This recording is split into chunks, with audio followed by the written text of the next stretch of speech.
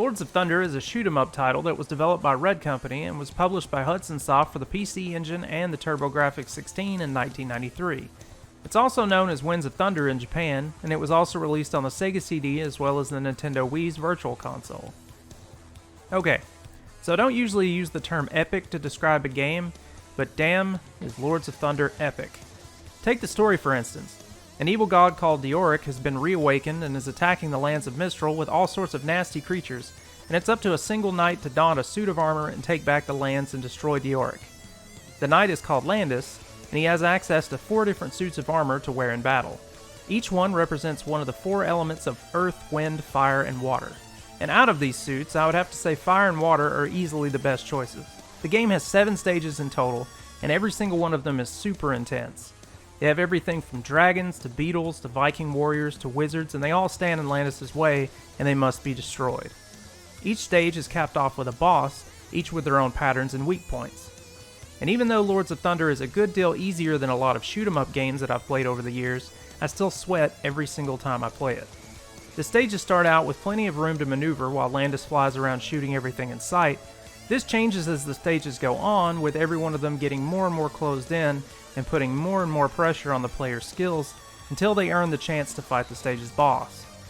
The game is always scrolling the screen to the right, and the speed in which this is scrolling changes from slow to fast and back to slow without any notice, and this keeps the action intense and exciting.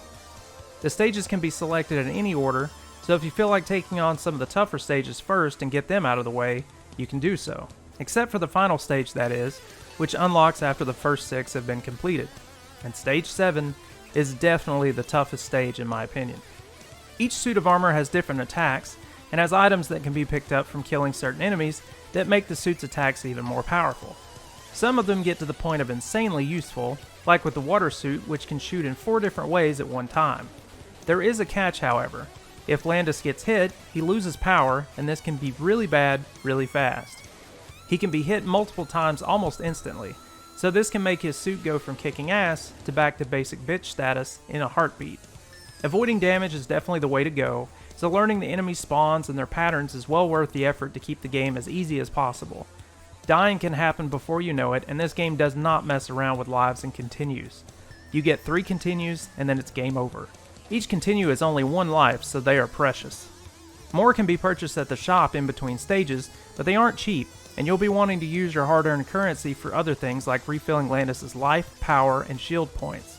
Bombs can also be purchased, and those can help out a lot with clearing out most of the screens that are filled with enemies, or doing massive damage to a pesky boss. Thankfully, bombs are pretty cheap, so I tried to keep at least 1 in my inventory just in case. So how does one acquire currency in Lords of Thunder? Well, the same way one gets power upgrades, from killing as many enemies as possible and grabbing the gems that they drop. They come in 2 colors, blue and red, with red being worth more. Landis can also use a sword if enemies are really close. This does a good bit more damage than shooting, but it's risky because he attacks with it much slower than when he shoots. The graphics in Lords of Thunder are really great. The sprites all look nice and clean, with the frame rate doing a pretty good job of keeping up with all the action that's going on all the time. There is never a short supply of fire, magic, blades, spikes, water, and other pieces of debris coming towards Landis from every direction, but everything always felt fast and fluid. There's also a lot of really nice parallax scrolling going on in the background.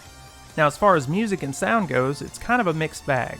The music is fantastic, with this soundtrack being one of my all-time favorites.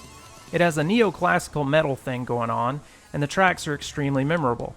If this stuff doesn't get stuck in your head for weeks, then I don't know what to tell you. The only problem is that the sounds cover up the music some of the time, which is kind of a shame, but it didn't distract me too much. The sounds are good in some ways and bad in others. Most of the sounds are great, even though they seem pretty compressed, and there are a few sounds that are just tinny and really shrill. One of them is from picking up a health item, and it just sounds awful. But thankfully it doesn't last very long. The sounds and music do have a very high amount of treble, so I wish it just had a little bit more oomph. So, would I recommend Lords of Thunder?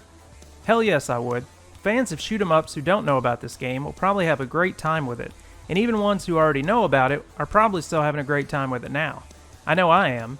Anytime I feel like starting up a shoot-'em-up title, this is usually the one I go to. Sadly, I had to pay a good deal for my PC Engine copy, and it is honestly getting very pricey for every system it's available on. and since the Wii Virtual Console shop is closed down, it can't be purchased on there either. Well, hopefully this one will be brought to the Switch at some point, but if you can find a way to play this, then I highly recommend it.